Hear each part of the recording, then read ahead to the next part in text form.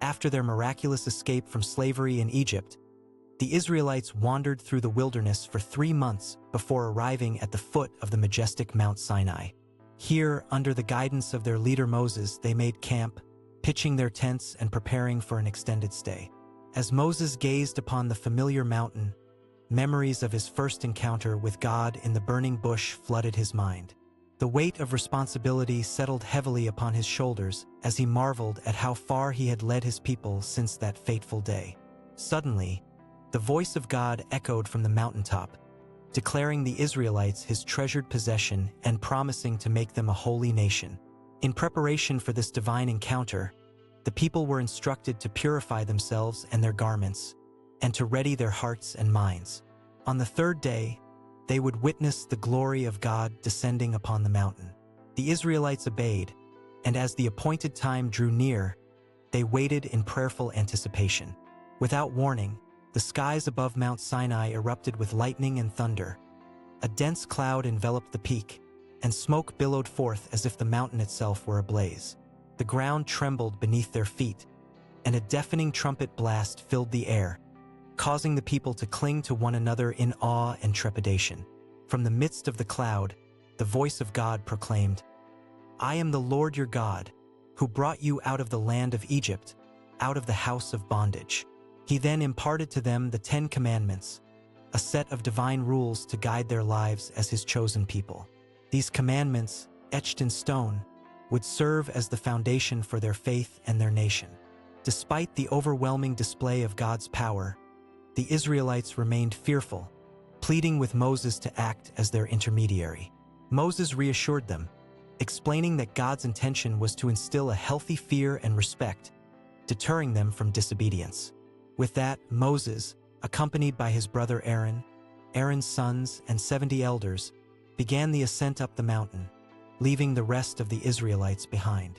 As they climbed higher, the group caught a glimpse of God's glory, prompting Aaron, his sons, and the elders to return to the camp below. Only Moses and his faithful assistant Joshua continued their upward journey. Eventually, Moses left Joshua to wait on the mountainside while he disappeared into the cloud that shrouded the summit. For 40 days and nights, Moses remained in solitude with God atop Mount Sinai. During this time, God revealed to him a multitude of additional laws and instructions for the Israelites to follow, governing their interactions with one another and their worship practices. As a tangible reminder of their covenant, God inscribed the 10 Commandments upon 2 stone tablets, entrusting them to Moses. Meanwhile, back at the base of the mountain, the Israelites grew restless and disillusioned by Moses' prolonged absence. Fearing that he would never return, they implored Aaron to create a tangible God for them to worship. Succumbing to their demands, Aaron collected their gold jewelry, melted it down, and fashioned it into the shape of a golden calf. The people, elated by this new idol, declared a festival day and began worshiping it with songs and revelry, mimicking the pagan practices they had witnessed in Egypt. As Moses and Joshua descended the mountain, the sound of the Israelites' raucous celebration reached their ears. Upon catching sight of the golden calf and the people's idolatrous behavior, Moses was consumed by anger and despair. In a moment of raw emotion, he hurled the stone tablets to the ground, shattering them into pieces. Swift punishment befell those who had instigated the worship of the golden calf, and Moses, determined to eradicate all traces of their transgression, reduced the idol to a fine powder, mixed it with water, and forced the people to drink it as a bitter reminder of their disobedience. Yet, despite their grave offense, Moses' love for his people endured. He returned to the mountaintop, interceding on their behalf and imploring God to grant them another chance. In his infinite mercy, God forgave the Israelites and once again inscribed the 10 Commandments upon new stone tablets. For an additional 40 days, Moses remained in close communion with God, their relationship growing more intimate than any other man had ever experienced. When Moses finally descended from Mount Sinai, his face radiated with an otherworldly glow, a testament to his profound encounter with the divine. So intense was this radiance that he had to veil his face when addressing the people, shielding them from the overwhelming brilliance. During his time on the mountain, God had also revealed to Moses his desire for the Israelites to worship him in a manner distinct from the idol-worshipping nations surrounding them. The one true God, being a spirit, could not be confined to a mere statue or image. However, recognizing the people's need for a tangible place of worship, God provided detailed instructions for the construction of a portable sanctuary, known as the Tabernacle. The Tabernacle was to be a tent-like structure, designed for easy assembly and disassembly as the Israelites journeyed through the wilderness. Every element of its construction was meticulously planned, from the gold-plated frames to the intricately woven curtains. To gather the necessary materials, gold, silver, bronze, fine linen, goat skins, wood, oil, spices, and precious stones. Moses appealed to the generosity of the Israelites, urging them to give freely as their hearts moved them. The response was overwhelming. The people brought forth such an abundance of offerings that the builders eventually had to request that Moses halt the influx of donations.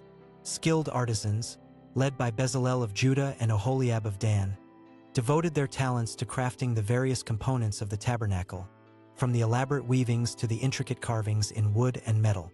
For nearly a year, the Israelites remained encamped near Mount Sinai, laboring diligently to construct this sacred dwelling place for God. On the first day of the first month of the second year after their exodus from Egypt, the tabernacle was finally erected. The completed structure was a sight to behold. At its center stood the courtyard, surrounded by a high curtain of vibrant linen, suspended from bronze poles. Near the entrance, an altar of wood overlaid with bronze served as the place where the Israelites presented their offerings to God. Adjacent to the altar, a large basin called the laver held water for the priests to cleanse themselves and the sacrifices.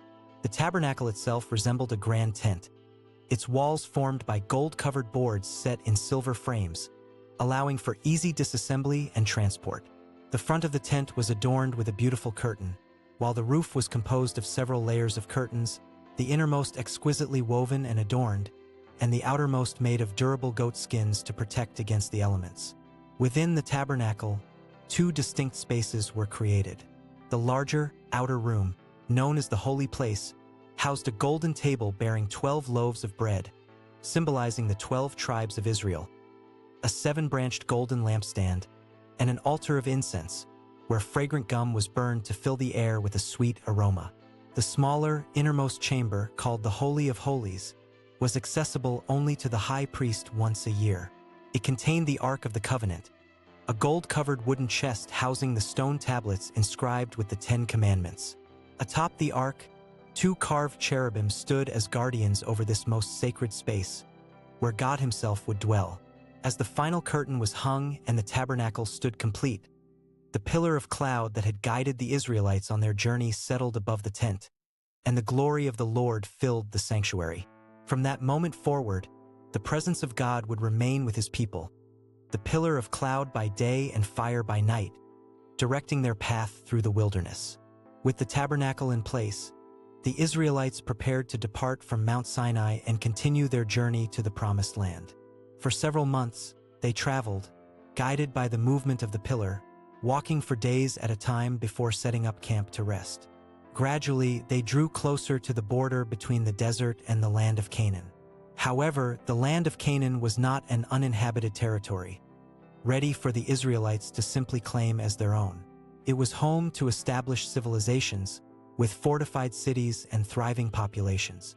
God, in his wisdom, proposed that Moses select a group of men to venture into Canaan and gather intelligence about the land, its inhabitants, and their way of life. This reconnaissance mission would provide valuable insights, allowing the Israelites to better prepare for the challenges that lay ahead. Moses handpicked 12 men, one from each tribe, to embark on this crucial task. He instructed them to observe the land closely, taking note of its fertility, the crops it yielded, the strength of its people, and the fortifications of its cities. As the autumn harvest approached, the 12 spies set out on their 40-day journey through the land of Canaan. They traversed the length and breadth of the territory, carefully assessing every aspect Moses had outlined. Before returning to the Israelite camp, they paused to gather a sampling of the land's bounty, cutting a cluster of grapes so immense that it required 2 men to carry it on a pole between them. They also collected figs and pomegranates, distinctive fruits that flourished in the region. Upon their return, the 12 spies stood before the eagerly awaiting Israelites to share their findings. They confirmed the land's abundance, presenting the impressive cluster of grapes as evidence of its fruitfulness.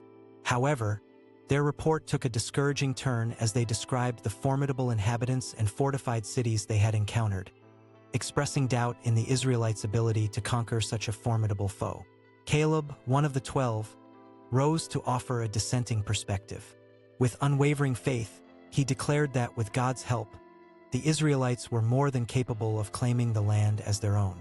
He urged the people to trust in the Lord's promise and to prepare themselves for the battles that lay ahead. Regrettably, Caleb's words fell on deaf ears, as the other spies, with the exception of Joshua, painted a bleak picture of their chances for success.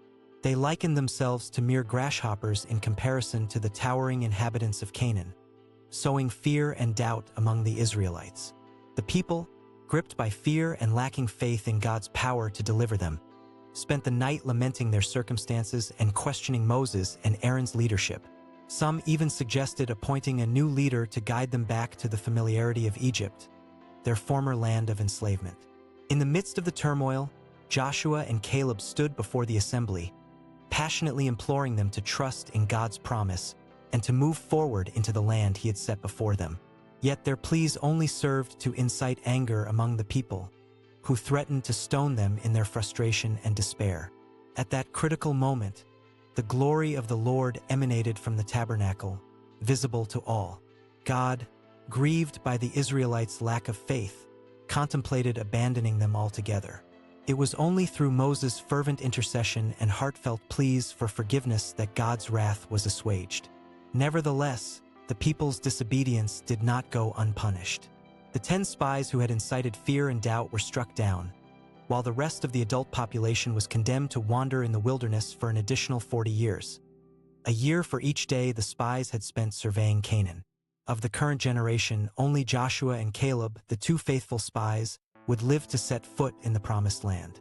God recognized that Moses, through his leadership and guidance, could mold the hearts of the rising generation, instilling in them a deeper love and trust in the Lord than their parents had possessed. He would train them in the ways of warfare, preparing them to face the challenges that awaited them in Canaan. These children, untainted by the memories of slavery in Egypt, would grow into a stronger, more resilient nation. In a final act of defiance, some of the Israelites attempted to invade Canaan without God's blessing or presence. Their efforts were met with devastating defeat, serving as a stark reminder of the consequences of disobedience. With heavy hearts, the Israelites turned their faces toward the desert once more, resigning themselves to the 40-year journey that lay ahead. Through trials and tribulations, they would learn to rely on God's provision and guidance, their faith tested and refined in the crucible of the wilderness. And so, the story of the Israelites' journey to the Promised Land continued, a testament to God's unwavering love, patience, and faithfulness toward his chosen people. Through every challenge and setback, he remained their steadfast protector and guide, leading them ever closer to the fulfillment of his promise and the land that would one day be their home.